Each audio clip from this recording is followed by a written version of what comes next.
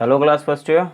So, from the chapter 3 of business studies, public, private, and global enterprises, right? So, this is the third one, means global enterprises, or you can say it multinational corporation or enterprises, transnational corporations, supranational corporations और enterprises means ऐसी companies जो एक ही country में अपना business नहीं करती हैं और दूसरी कंट्रीज़ में वर्ल्ड में अपने ब्रांचेस को, अपने ग्रुप्स को, अपने प्लांट्स को स्टेबल करती हैं और बिजनेसेस करती हैं। मीन्स इनका बिजनेस एक ही कंट्री में जो है वो लिमिटेड नहीं रहता, ये दूसरी कंट्रीज़ में भी बिजनेस को अपने एक्सपेंड करती हैं। ऐसी कंपनीज मल्टीनेशनल कही जाती हैं, इसलिए नाम भी ऐसे ही है, मल्टी और नेशनल। मीन्स बहुत सारे नेशंस में अपने कॉरपोरेशन को बनाने वाली कंपनी मल्टीनेशनल कंपनी। और ग्लोबल एंटरप्राइजेस कही जाएगी। ग्लोबल कही जा रही है means more than one country हो गया। अपनी कंट्री से बाहर निकल जाइए आप तो आप ग्लोबल हो जाते हैं, राइट। तो जैसे इंडिया में टाटा है, टाटा कंसल्टेंसी है, ठीक है, और विप्रो है, इन्फोसिस है, तो एशियन पेंट है। एशियन पेंट आप जानते हैं 24 कंट्रीज़ से कनेक्टेड है, मीन्स 24 कंट्रीज़ में अपने बिजनेस को एक्सपेंड किया हुआ है। और जो वर्ल्ड का टॉप 10 कंपनीज हैं पेंट मेकर, मीन्स जो पेंट बनाती हैं, उसमें एशियन पेंट्स जो इंडिया की कंपनी है उसका मीन्स शेयर है। मीन्स 10 सबसे बड़ी कंपनीज में इंडिया की एशियन पेंट आती है, मल्टीनेशनल कॉरपोरेशन बन गई है, राइट। तो आपको मीनिंग समझ में आ गया है मल्टीनेशनल क्या होती है, उसका एक डेफिनेशन यहाँ पर है आपके लिए, आप यहाँ से कैरी कर सकते हैं। Multi means many and nation means country. So an MNC is an organisation which operates in many countries, right. They are also called the global enterprises as their operations are extended at global level in any country in the world। ठीक है, किसी भी country में ये business करने को होते हैं, वहाँ पे लाइसेंसिंग होती है, किस तरह से जो वहाँ के सर्टिफिकेट्स हैं उनको वहाँ के डॉक्यूमेंटेशंस को पूरा करना पड़ता है और आप वहाँ पर बिजनेस कर सकते हैं। वहाँ का मतलब दूसरे कंट्री में, ठीक है। अगर आपको यहाँ सबसे पास में अगर नेपाल में भी बिजनेस करना है, अपना सेटअप लगाना है, तो नेपाल गवर्नमेंट उसके लिए लाइसेंसिंग करती है, उसके लिए परमिशन देती है और आप वहाँ पर अपना सेटअप लगा पाते हैं, ठीक है। तो ये मल्टीनेशनल कॉरपोरेशंस होती हैं, ठीक। इटैलिक वर्ड्स में एक डेफिनेशन के तौर पर आप ये लाइन यूज़ कर सकते हैं। A multinational corporation is a corporation enterprise that manage production और deliver services in more than one country. एक कंट्री से ज़्यादा में अगर आप बिजनेस कर रहे हैं, प्रोडक्शन कर रहे हैं या सर्विस प्रोवाइड करा रहे हैं, तो आप एक मल्टीनेशनल कंपनी कंसीडर किए जाते हो, राइट। तो बाकी उसके आप और दूसरे नेम दे सकते हैं। तो मल्टीनेशनल कॉरपोरेशंस कैसे काम करती हैं, क्या है operation in a number of countries, ठीक है, काफ़ी कंट्रीज़ में काम करती हैं। They are characterised by their huge size, large number of products, advance technology, marketing strategy and network of operations all over the world, ठीक है। अपने साइज़ की वजह से, बहुत सारे प्रोडक्ट्स की वजह से, टेक्नोलॉजी की वजह से, मार्केटिंग स्ट्रेटजी की वजह से और अपना जो उनका नेटवर्क है ऑपरेशंस का पूरे दुनिया में, उसकी वजह से ये पहचानी जाती हैं, करेक्टराइज्ड होती हैं, ठीक है। तो global enterprises thus a huge international corporation which extend their industrial and marketing operations through a network of their branches in several countries, ठीक है। अपने बिजनेस को कैसे फैलाती हैं, अपनी ब्रांचेस के थ्रू दूसरे कंट्रीज तक लेके जाती हैं, ठीक है। इंडिया जैसे टाटा है, तो टाटा यहाँ पर स्टेबल हुई थी 1868 के अप्रॉक्स में, जमशेदजी टाटा ने बनाई थी कंपनी। अब वो फैलते फैलते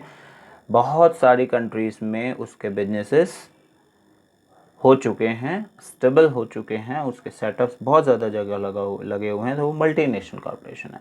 ऐसे इंडिया में भी बहुत सारी अमेरिकन कंपनीज़ भी हैं और रशियन कंपनीज़ भी हैं, यूरोपियन कंपनीज़ भी हैं जो इंडिया में काम कर रही हैं। ठीक है, तो इस तरह से एक कंट्री एक दूसरी कंट्री में आपस में ये बिजनेसेस चलते रहते हैं, तो यही ग्लोबल बिजनेस बन जाता है, ग्लोबल एंटरप्राइजेस बन जाती हैं। ठीक है, तो देयर ब्रांचेस को, इनकी ब्रांचेस को क्या कहा जाता है? Majority owned foreign affiliates.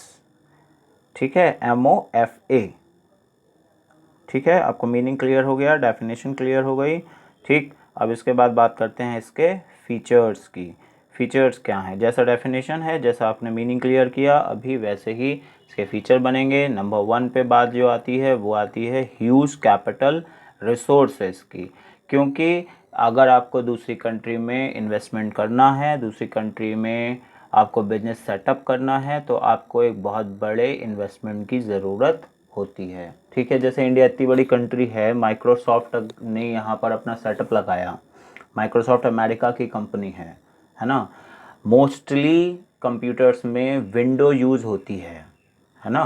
वैसे तो लाइनक्स भी है ऑपरेटिंग सिस्टम, आप जानते होंगे, और भी ऑपरेटिंग सिस्टम्स अलग अलग कंट्रीज़ में हैं, लेकिन वर्ल्ड वाइड सबसे ज़्यादा यूज़ किया जाने वाला जो ऑपरेटिंग सिस्टम है वो विंडो हुआ, क्योंकि ये ज़्यादा यूज़र फ्रेंडली था, है ना।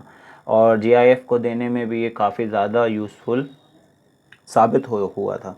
तो माइक्रोसॉफ्ट ने इंडिया में अपना बिजनेस सेटअप किया होगा, तो इंडिया में बिजनेस सेटअप करने के लिए उसे कितने ज़्यादा कैपिटल की ज़रूरत होगी, है ना। द फर्स्ट पॉइंट है ह्यूज कैपिटल रिसोर्सेज। तो अगर आपको दूसरी कंट्रीज़ तक अपने बिजनेस को ले जाना है, तो आपका इकोनॉमिक स्केल काफ़ी अच्छा होना चाहिए, और इन कंपनीज़ का होता है, राइट। तो इसी के बेसिस पर, क्योंकि जब ज़्यादा कैपिटल रिसोर्सेस ये इन्वेस्ट करते हैं, तो उतने ही बड़े प्रॉफिट्स और उतने ही बड़े लॉसेस को बियर करने के लिए भी तैयार रहते हैं। ठीक है, means they are able to collect huge financial resources easily comparing to the local companies, as they possess good credit worthy in the minds of investors, from whom funds can be collected by issuing shares, debentures, bonds, raising long-term loans from bank and financial institutions. तो मतलब कहने का क्या हुआ कि आपको बड़े fund की, बड़े रिसोर्स की, बड़े कैपिटल रिसोर्स की ज़रूरत है, तो आप क्या करते हो, जिस कंट्री में आप बिजनेस को सेटअप करते हो वहाँ की छोटी छोटी कंपनीज से आप कांटेक्ट कर लेते हैं। ठीक है, दूसरा, आप क्योंकि दूसरी कंट्री का ब्रांड है, यहाँ पर जब आप बिजनेस सेटअप करते हैं और अपनी क्रेडिट वर्दीनेस शो करते हैं, तो आप इन्वेस्टर्स को काफ़ी हद तक इंड्यूस कर पाते हैं अपने लिए कि वो आपके बिजनेस में इन्वेस्ट करें। इंडिया में माइक्रोसॉफ्ट अगर लगेगा, इंडिया में अगर गूगल आया है, मीन्स यहाँ पर है, मैकडॉनल्ड इंडिया में है, इंटेल इंडिया में है, तो यहाँ पर इन्वेस्टर्स को उन्होंने अपने फेवर में लिया होगा, जब तो यहाँ का पैसा भी और वहाँ का पैसा, दोनों तरह का पैसा उस कंपनी में लगता है, तो जिससे काफ़ी अच्छे कैपिटल रिसोर्सेज बन पाते हैं और उतने ही अच्छे फिर प्रॉफिट्स बन पाते हैं।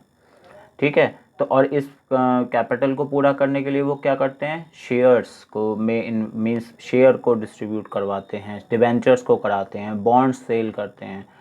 ठीक है, और लॉन्ग टर्म लोन्स लेते हैं बैंक्स से या फिर कोई किसी और फाइनेंशियल इंस्टीट्यूशन से, जिससे कि उनको फ़ंड की ज़रूरत जो है वो लगातार पूरी होती रहे। जिस कंट्री में आप आए हैं उसी के यहाँ के आप फाइनेंशियल रिसोर्सेज को यूज़ करेंगे अपनी फाइनेंशियल नीड्स को पूरा करने के लिए, तो उस कंट्री को भी फ़ायदा होता है। इसलिए चाहते हैं कि MNCs हमारे यहाँ लगें, क्योंकि जिस भी कंट्री के इकोनॉमिक जो करेंसी रेट, वैसे अगर हम करेंसी रेट को देखो तो करेंसी रेट जिसका कम हो रहा है या है, और उसमें कोई उससे ज़्यादा करेंसी रेट की कंपनी इन्वेस्ट करती है, तो उस कंट्री को फ़ायदा होता है। ठीक है, क्योंकि वो उसी लेवल पर अर्न करने के लिए एक अच्छी अपॉर्चुनिटी बन पाते हैं, राइट। नेक्स्ट नंबर आता है फॉरेन कोलैबोरेशन।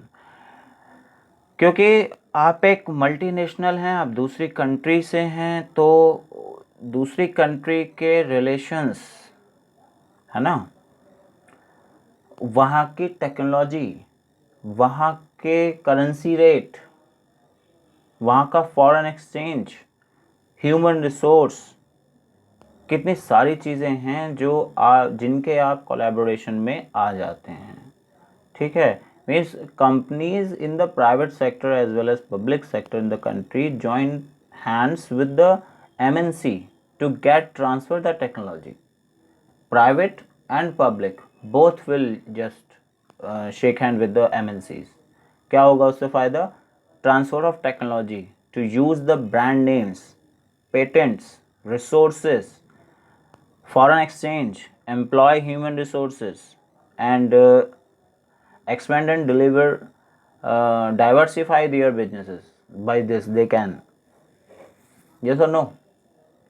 तो फॉरेन कोलैबोरेशन मिलता है अगर आपके यहाँ पे दूसरी कंट्री की कंपनी लगती है, तो ये इसका एक बड़ा फीचर है ग्लोबल एंटरप्राइजेस का कि वो फॉरेन कोलैबोरेशन बना पाती हैं। ठीक है, इंडिया की टेक्नोलॉजी दूसरी कंट्री में जाएगी, दूसरी कंट्री की टेक्नोलॉजी यहाँ पर आएगी, यहाँ का ह्यूमन रिसोर्स यूज़ होगा, यहाँ पे एम्प्लॉयमेंट इंक्रीज़ होगा, उन लोगों को अच्छी जॉब, अच्छी सैलरी मिल पाएंगी।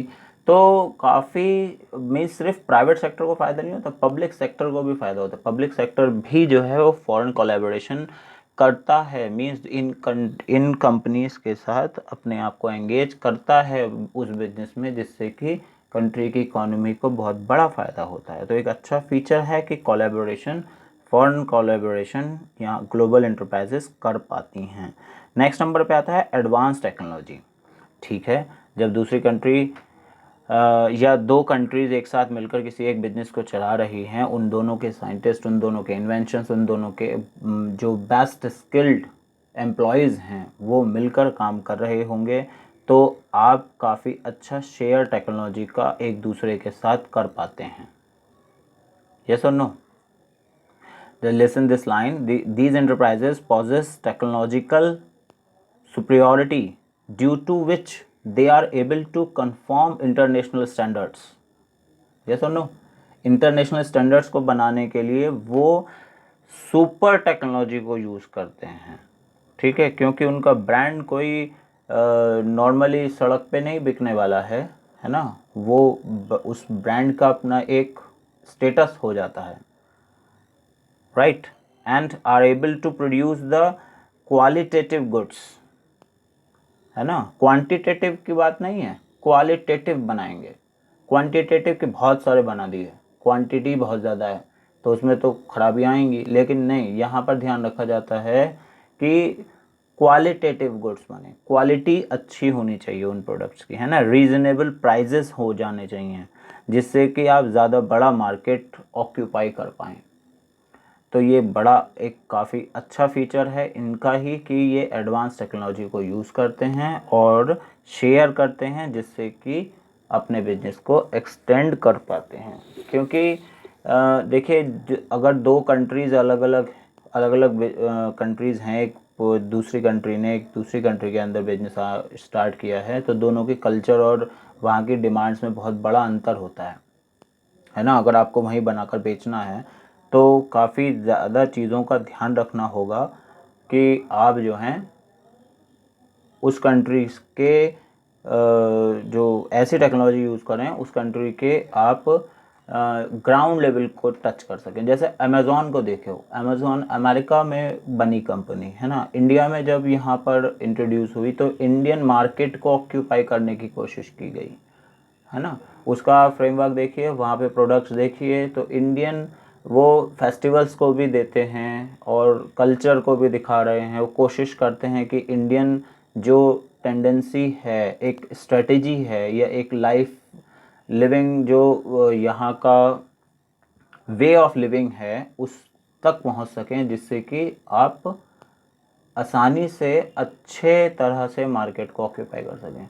ठीक है, जैसे अभी लॉकडाउन चल रहा है तो अमेज़ॉन ने ऐड दिया कि ग्रॉसरी वहाँ पे 30% ऑफ पे आप ख़रीद सकते हो।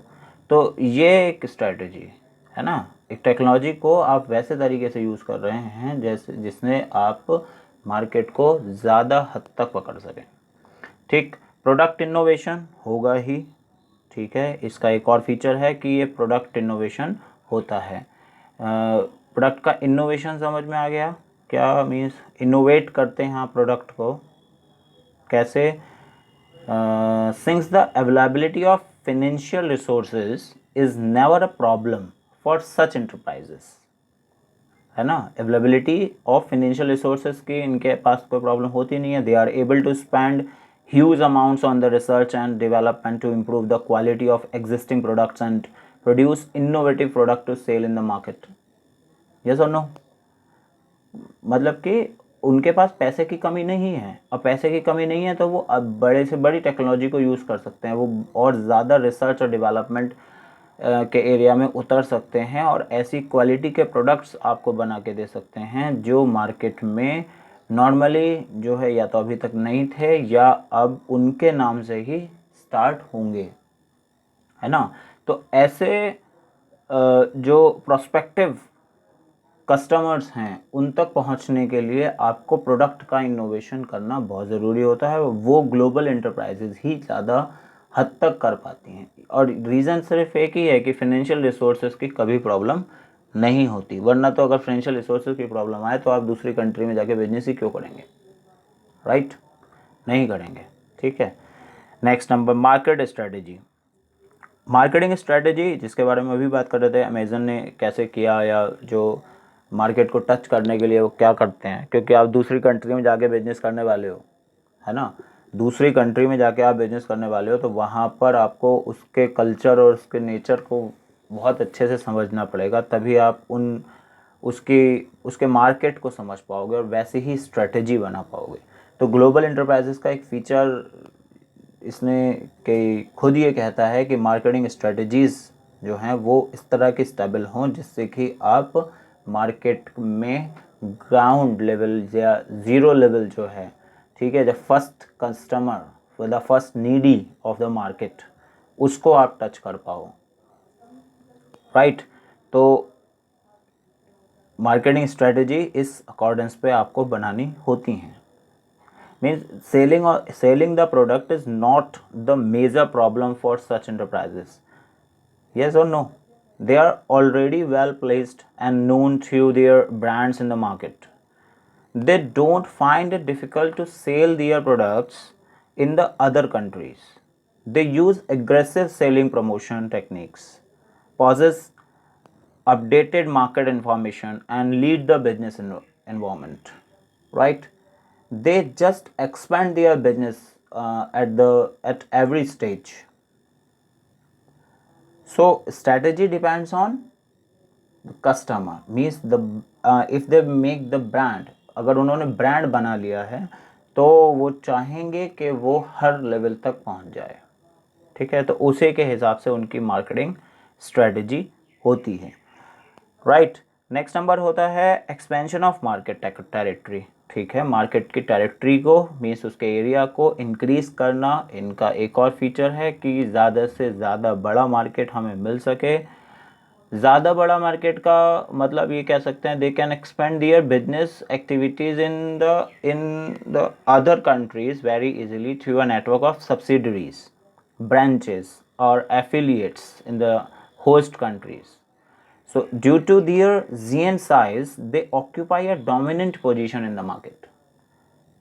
ठीक, बड़ा इन्वेस्टमेंट, एक छोटा सा मार्केट है नॉर्मल सी, वहाँ पे मानो कि कपड़ों की दुकानें खुली हुई हैं, ठीक है, और एकदम से एक बड़ा सा ब्रांड कंपनी आए, कोई वहाँ पे एजेंसी दे दे किसी को और वो खूब सुंदर सा शोरूम खड़ा कर दे लागे, तो अट्रैक्शन इंक्रीज हो जाएगा, होगा नहीं होगा, है ना। और ऐसे ही वो अगर कोई बड़ा शहर है तो उसमें 5, 6, 10, 12, 15 शोरूम्स ऐसे जल्दी जल्दी खड़े कर दे एक साथ ही, उन पे सब पे काम शुरू हो जाए, ओपनिंग हो जाए उनके एक ही दिन में, तो एक बड़ा असर पड़ता है मार्केट के ऊपर, है ना। ये ऑफ़र है, वो ऑफ़र है, काफ़ी मतलब कि जो है वो अट्रैक्टिव से जो सेल्स टेक्निक से वो चीज़ों को बेच रहे हैं कि आप जाइए उठाइए और ये इतना का प्राइस है, ये ऐसा होगा, ये वैसा होगा।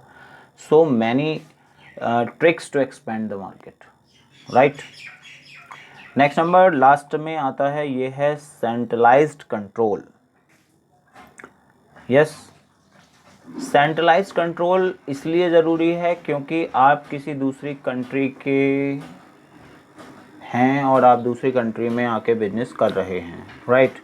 तो आपको चाहिए कि आपके हेड क्वार्टर से जो आपकी होम कंट्री में होगा, है ना, वो इन सभी ब्रांचेस को, इन सभी जो एजेंसीज़ को, इन सारे एफिलिएशंस को, इन सारे जो डीलर्स आपने बना दिए हैं, उन सभी पर एक तरीके से पूरी नज़र रख सके और उसके डे टू डे फंक्शनिंग को चेक कर सके सारी ब्रांचेस की, और जिससे कि आप अब उनके ऊपर एक लिमिटेड कंट्रोल बना सकें और जो आपने स्ट्रेटजी डिसाइड की थी बिजनेस की वो उसी के ऊपर चल सकें, राइट। तो ऐसी बोर्ड पॉलिसीज़ को ध्यान में रखते हुए ये सेंट्रलाइज्ड कंट्रोल रखते हैं, मींस हेडक्वार्टर से ही रिपोर्ट्स होती हैं, फिर हेडक्वार्टर को ही रिपोर्ट करना होता है। ऐसी बहुत सारी पॉलिसीज़, और जो जैसा चाहें वो बिज़नेस को चलाना, वो अलग बात है, वो चला पाते हैं। मीन्स सेंट्रलाइज्ड कंट्रोल करने की कोशिश लगातार चलती है और होता भी है, और यही इसका एक फीचर है कि ये हेडक्वार्टर से सारी ब्रांचेस को कंट्रोल करते हैं, राइट। अलग अलग ऑफिसेस बने होते हैं, अलग अलग डेस्क हैं कि अगर अमेरिका से यहाँ पर बिजनेस हो रहा है तो अमेरिका में इंडिया का एक डेस्क, इंडिया के लिए एक ऑफिस होगा जो इंडिया के बिजनेस को देख रहा होगा, राइट। इंडिया से दूसरी कंट्री में, अमेरिका में कोई कंपनी लगी है तो इंडिया में भी उसके लिए अलग अलग से ऑफिस होगा जो अमेरिका में होने वाले बिजनेस को सेंट्रलाइज्ड कर रहा होगा, उसे कंट्रोल कर रहा होगा, राइट। तो ये इसके फीचर्स हैं ग्लोबल इंटरप्राइजेस जिस तरह से काम करती हैं। इसके बाद आप जॉइंट वेंचर्स पढ़ते हैं, जॉइंट वेंचर के बारे में आप पहले चैप्टर में भी पढ़ चुके हैं, ठीक है। नेक्स्ट टाइम पे इसके बारे में डिस्कस करेंगे। Thank you very much.